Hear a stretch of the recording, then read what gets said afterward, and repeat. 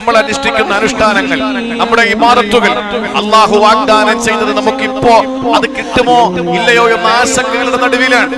അല്ലാഹു തന്ന ലൈലത്തുൽ ഖദ്ർ, പടച്ചവൻ തന്ന മഗ്ഫിറത്ത്, അവൻ തന്ന ഇത്ഖ്, അവൻ തന്ന റഹ്മത്ത് എല്ലാം നമുക്കിപ്പോൾ നേർക്ക് നേർ ഫേസ് ടു ഫേസ് കാണാത്തത് കൊണ്ട് തന്നെ നമ്മളിൽ പലർക്കും ആശങ്കകൾ ഉണ്ടാവും.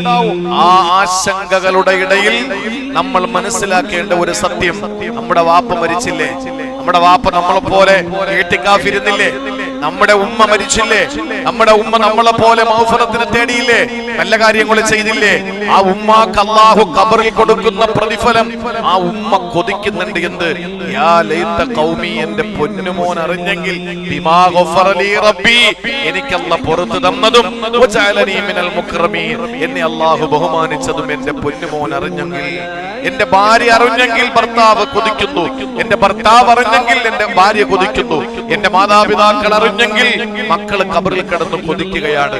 സഹോദരങ്ങളെ, ഇന്ന് നാം എന്തൊക്കെ ചെയ്യുന്നുണ്ടോ അതൊക്കെ ചെയ്ത് പ്രതിഫലം കരസ്ഥമാക്കി യാത്ര തിരിച്ച ഒരു സമൂഹം നമ്മുടെ മുൻഗാമികൾ, മുന്നോറുകൾ. ആ മുന്നോറുകൾ ഖബറിലേക്ക് പ്രവേശിക്കപ്പെട്ട് അവർക്ക് സൗകര്യങ്ങൾ അല്ലാഹു കൊടുക്കുമ്പോ അവരാഗ്രഹിക്കുന്നുണ്ട്, പടച്ചോനെ ഇങ്ങനെയൊക്കെ ചെയ്താൽ ഇങ്ങനെയൊക്കെ കിട്ടുമെന്ന് എന്റെ ഇനി ജീവിച്ചിരിക്കുന്നവരൊന്ന് അറിഞ്ഞെങ്കിൽ അവര് ചെയ്തനല്ലോ എന്ന് അവർ ആഗ്രഹിക്കുന്നുണ്ട്. ഇതാണ് ഖുർആൻ മുന്നോട്ട് വെക്കുന്ന യാഥാർത്ഥ്യം.